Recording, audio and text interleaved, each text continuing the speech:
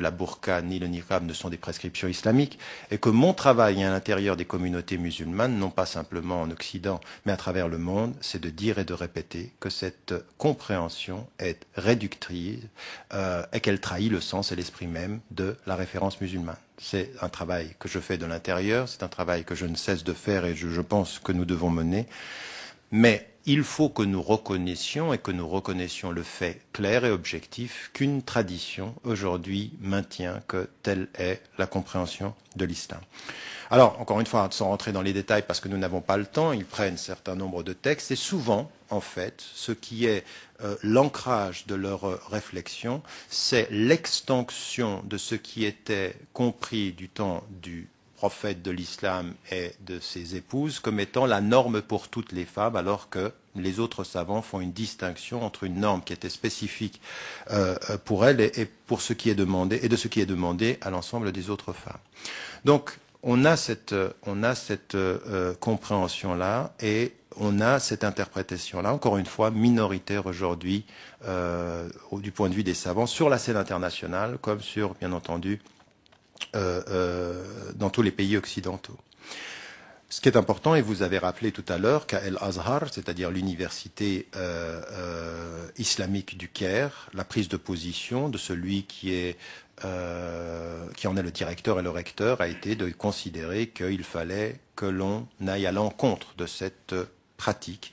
Il faut savoir en même temps que son autorité, même en Égypte, est contestée et que vous n'avez pas d'autorité contestée. Ça m'amène vous n'avez pas d'autorité qui ne soit pas contestée. Ça m'amène au deuxième point, qui est déterminant.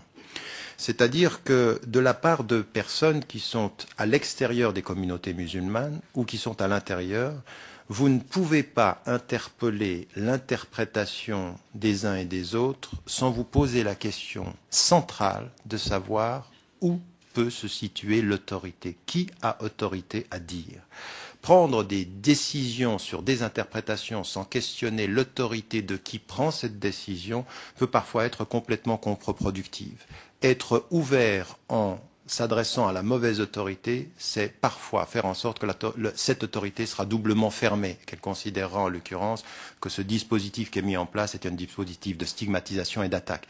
Raison pour laquelle aujourd'hui, vous avez un certain nombre de musulmans, de Français de confession musulmane, mais d'Européens de confession musulmane, qui conçoivent leur autorité comme venant directement des centres, c'est-à-dire de l'Arabie saoudite, ou de certaines interprétations dans un certain nombre de lieux considérés comme les sources mêmes du savoir. Ça peut être en Asie, ça peut être au Pakistan, ça peut être en Afghanistan, ça arrive. C'est-à-dire que pour eux, quel que soit ce qui sera dit ici, l'autorité de ce qui est dit ici n'a absolument pas de poids par rapport à l'autorité de ce qui se dit et s'inscrit là-bas.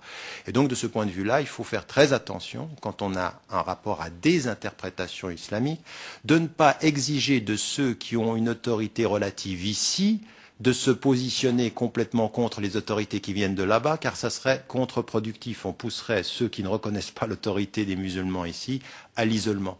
Et ça, c'est très important de le comprendre. L'autorité politique doit, quand elle a affaire à un pluralisme religieux et quand on est dans une laïcité qui s'applique strictement, elle doit considérer que quand on est dans ce rapport à la diversité des interprétations, il faut systématiquement se poser la question de savoir comment utiliser au mieux les autorités qui feront évoluer les mentalités dans le bon sens et ne pas mettre les autorités les unes contre les autres, comme par exemple en poussant des Français de confession musulmane ou des autorités religieuses françaises à une condamnation qui ne sera forcément pas entendue par ceux qui ne leur reconnaissent pas cette autorité-là. Et je crois que ça, c'est une démarche qui est importante.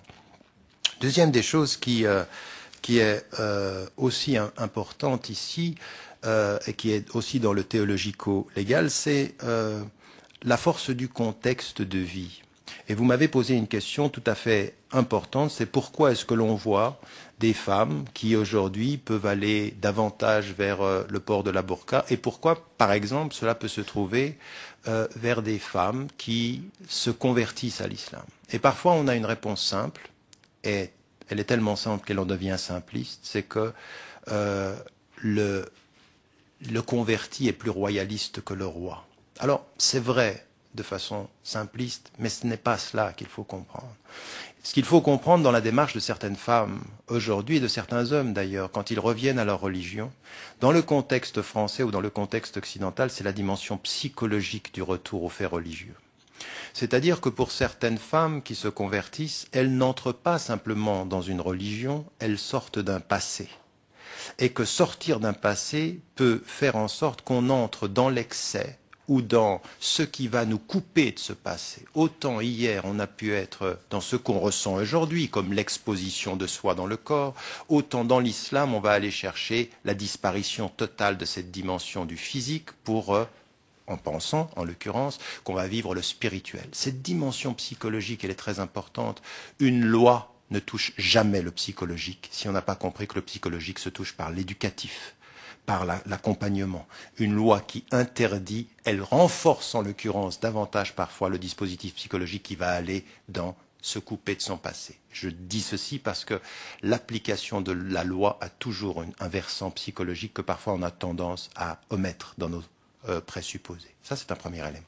Deuxième élément, c'est que vous avez aussi des jeunes qui, par le discours qu'on peut avoir sur l'islam, et qui eux-mêmes parfois étaient nés musulmans ou nés dans des familles musulmanes, quand ils reviennent à l'islam, il y a l'excès de la représentation extérieure peut parfois être l'expression physique d'une recherche et d'une quête de purification intérieure. Pour ce qui me concerne, elle est mal comprise, mais je peux comprendre que pour certains jeunes, certains adolescents et même moins jeunes, ceci se passe. Et encore une fois, vous avez une dimension qui est liée à une quête spirituelle, à une quête de sens. Alors, comprendre la source du cheminement est une chose, même si on ne justifie pas la nature des réponses. Je ne justifie pas la nature des réponses. Mais si je veux travailler sur le changement des mentalités, il faut que je sache d'où ça vient, pour savoir comment on fait évoluer ces mentalités et non pas simplement juger négativement le résultat sans comprendre profondément le cheminement. Et je crois que parfois nous faisons cette erreur dans ces perspectives-là. Alors là, si vous voulez, c'est la première partie qui est d'abord une considération théologico-légale d'un point de vue musulman, puis ensuite les considérations très pratiques qui peuvent amener des femmes à cette pratique-là. Et ça m'amène maintenant à l'objectif. Quel est l'objectif? Alors, de là où je me situe, citoyen, pour ce qui me concerne suisse, dont la trois quarts de la famille directe est française, mais qui vient très souvent en France, qui suis engagé dans le débat européen et occidental, ça veut dire depuis le Canada jusqu'à l'Australie, dans cet engagement-là, ce qui m'intéresse, c'est l'alliance stricte, mais stricte du point de vue du cadre légal, le respect de la loi commune, et la meilleure compréhension des prescriptions de l'islam. En disant clairement, il est absolument possible, fondamentalement possible, d'être totalement musulman, clairement et sincèrement musulman, et de respecter clairement et sans exigence d'aucune transformation de la loi, le respect de la loi commune. Mon objectif, il est celui-ci.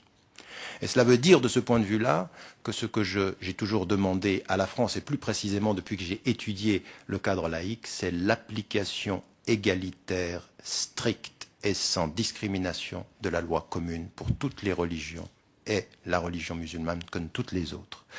Et là, cet objectif-là, quand on a en face de nous des femmes qui sont dans un engagement où leur tenue vestimentaire questionne sur la compréhension de l'islam d'une part, mais également pose des vraies questions à des moments donnés tout à fait particuliers quand il s'agit d'identifier la personne, comme ça s'est passé le débat qu'il y a eu au Canada, quand il s'agit de la sécurité. Là, la loi ne doit même pas se poser la question de savoir si l'interprétation